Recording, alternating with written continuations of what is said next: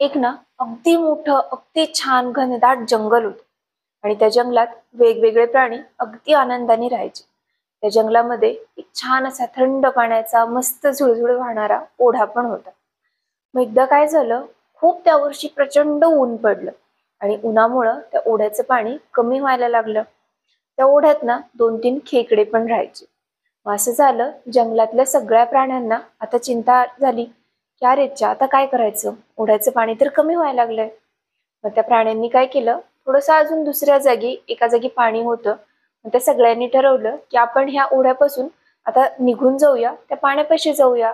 परत जेव्हा आपल्याकडे पाऊस वगैरे येईल, त्या ओढ्याला पाणी येईल, तेव्हा वापस येऊया. मग सगळ्या प्राण्यांनी तसं ठरवल्यानंतर ते सगळे एकमेकांना बोलवायला लागले, चला आता आपण त्या दुसऱ्या पाणवठ्याकडे जाऊया. असं करताना ते जे दोघं तिघं खेकडे होते त्यांनी पण ठरवलं, त्यांना पण बाकीच्या प्राण्यांनी बोलवलं की अरे तुम्ही पण चला, तुम्ही त्या पाणवठ्याला तिकडे जाऊन तिथे राहा, त्या पाण्यामध्ये राहा, किंवा इतक्या तीव्र उन्हामुळे वगैरे तुम्ही मरून जाणार नाही. तसं ठरवल्यानंतर त्या खेकड्यांमधला ना एक खेकडा जो होता, प्रचंड शंका कुशंका असायच्या त्याच्या मनात. असं झालं तर, तसं झालं तर, पण मग तिथं गेलो तिथं पाणी नसलं तर, इतका तो शंका काढायचा प्रत्येक गोष्टीत. अरे बापरे. सगळे प्राणी निघताना ते 3 खेकडे पण निघणार होते. निघताना काय झालं, थोडासा तो जो काठ होता तो ओढ्याचा, तो थोडासा गुळगुळीत झालेला होता. पाणी वाहून जाऊन वगैरे थोडंसं शेवाळ साठलं होतं. त्या खेकड्यांना काही वरती चढताच येईना. मग वरतून एक प्राणी काय म्हणाला, थांब मी तुला थोडासा हात देतो, म्हणजे तुला वरती चढता येईल, चढायला सोपं जाईल आणि तुम्ही पण आमच्यासोबत याल. पण आपला तो जो शंका घेणारा खेकडा होता, तो म्हणाला, काय सांगावं, ह्या प्राण्यांनीच मला मारलं तर. तो म्हणाला, तुम्ही दोघं आधी चढा रे, मग मी येतो तुमच्या नंतर.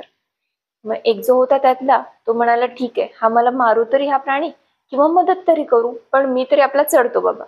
तरी मग वरच्या प्राण्याला हात दिला आणि तो खेकडा वरती चढाला. दुसरा म्हणाला, आता हा वरती चढलाय, त्या प्राण्याने की आपल्याला मारलं नाही, असंही आपण इथेही मरणार आहे, किंवा त्या प्राण्याने जर आपल्याला मारलं, खाल्लं किंवा काही झालं तर असेही मरणार आहे, मग प्रयत्न करायला काय जाते. म्हणून तो दुसरा खेकडाही वरती चढला.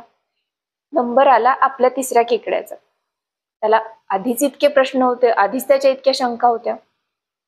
त्यांनी त्या वरच्या प्राण्याला विचारलं, जो हात देत होता त्याला, काय रे, खरंच मला घेशील ना वरती? वरचा प्राणी म्हणाला, अरे हो रे बाबा, चल लवकर, मी हात देतोय ना. परत म्हणाला हा, काय पण तू जर माझा हात सोडलास तर, आणि मी पडलो परत एकदा खाली तर? वरचा प्राणी म्हणाला, अरे नाही रे बाबा, मी नाही तुझा हात सोडत आहे, चल मी हात घट्ट पकडतो, तू वरती ये. परत आपले शंकरराव परत म्हणाले, अरे पण हे इतकं गुळगुळीत झालेलं आहे, वरती चढताना परत मी खाली घसरलो आणि परत मी पोट फुटून मेलो तर?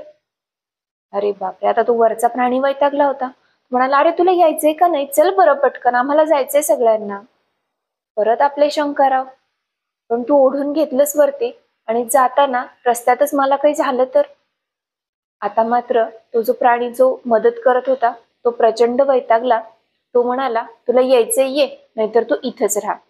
आणि असं करून सगळे प्राणी निघून गेले. त्याच्या बरोबरीचे ते जे त्याचे मित्र होते दोघं, ते जे दुसरे 2 खेकडे होते, तेही निघून गेले.